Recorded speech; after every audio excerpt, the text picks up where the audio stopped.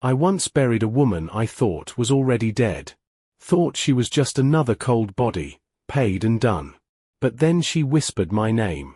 And I ain't never told her who I was. Sit with that a moment. You know how many graves I dug in my years? Dozens. Maybe more. Some were light work, old folks who passed quiet in their sleep. Others, not so peaceful. Bullet holes. Rope burns. Drowned lungs. The dead don't talk, I used to say. But this one? She broke that rule. It was round late autumn when a man rode into town wearing a bowler hat and no name to match it. Said he had a body needed burying.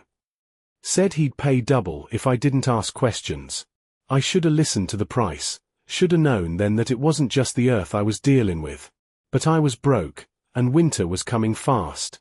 Ain't much grace in refusing coin when the frost is bitten through your bones. He gave me coordinates. Out past Larkspur Hollow, near a burnt-out barn left from the cattle war days. That place hadn't seen life in years. He said the girl was already laid out, wrapped up and ready. I just needed to dig. So I saddled up my mule, loaded the tools, and rode out before dawn. That wind was howling like it knew something I didn't. I set to work under the low grey sky, chop-pin through clay and frost.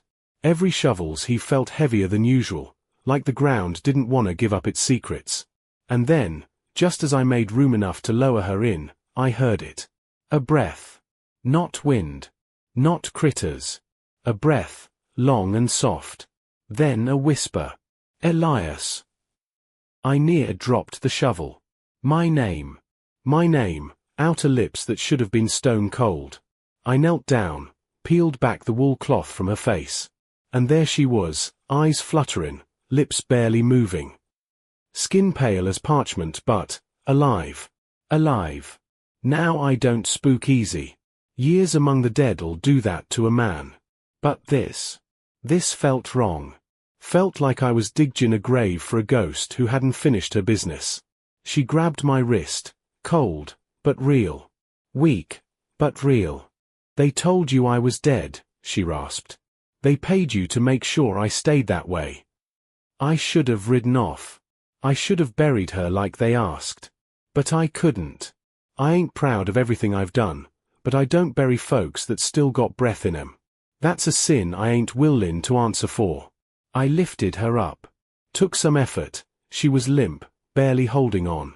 Wrapped her in my coat, tied her to the saddle behind me, and rode back through the cold. Back to my cabin on the edge of Blackroot Ridge. Spent the next 2 days nursing her back. Boiled roots, poured broth, held her steady through the fevers. She didn't speak much. Just stared at the fire like it owed her an explanation. On the 3rd night, she finally told me her name. Annabeth Crow. Said she was the daughter of a man named Malachi Crow, rancher, preacher, and devil all in one. Owned land up north of Dustwood Creek. Used to hold tent revivals by day and snake handling sermons by night.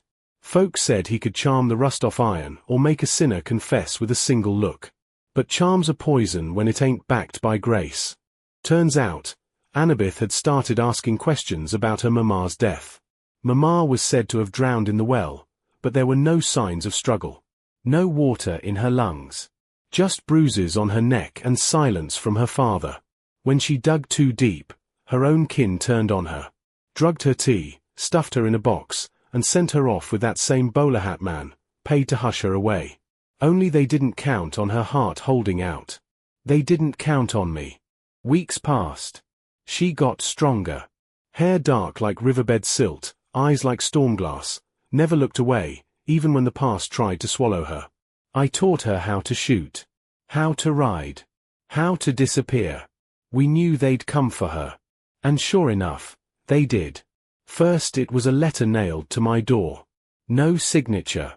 Just a black feather. Then came the fire. They burned my shed down while we slept. Would have torched us too if the wind hadn't shifted. We rode out that night, heading for Dustwood, where her daddy still held court like a damn king. Along the trail, I asked her what she wanted. Justice, I said. She shook her head. Not justice, she said. Truth. Justice can be twisted. But the truth. She touched the scar on her arm. The truth stays.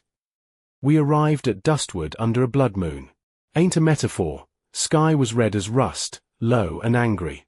Felt like judgment. Malachi's estate sat like a fortress. Gates, dogs, hired guns. But he made one mistake. He kept Sunday service open to the town. Folks still showed up. Not for salvation, mind you, just for spectacle. So we went. Armed, yes, but quiet. Sat in the back row. Listened as Malachi spat fire and false gospel from the pulpit. Said, the devil comes dressed in silk and smiles. Said, evil walks among you, disguised. Then Annabeth stood up. Walked right down the center aisle like she'd never been buried. The room fell silent. Some gasped. Others prayed. Malachi turned white as ash. She spoke calm. Slow. I drank poison you gave me in a teacup, she said. You tried to bury your sins, Father. But the dead talk. And I'm done being quiet. There was no gunfire. No lynching. No thunderclap from heaven. Just truth. And like she said, truth stays. Malachi didn't run. He didn't fight. Just dropped to his knees, sobbing like a child. Turned himself in a week later. Sheriff said he confessed to 3 murders, 2 fires, and 1 act of spiritual tyranny. Whatever that means. But me. I just went back to my ridge. Cleaned my tools. Let the frost come. Annabeth left town not long after. Rode off west, toward the coast. Said she'd had enough of graves and ghosts. Before she left, she pressed a letter into my hand. Didn't open it till weeks later. Inside it said just one thing, you didn't save me, Elias. You just listened. I still dig graves. Not as many these days. But I always pause, just a second, before the first shovelful. In case the earth decides to whisper back.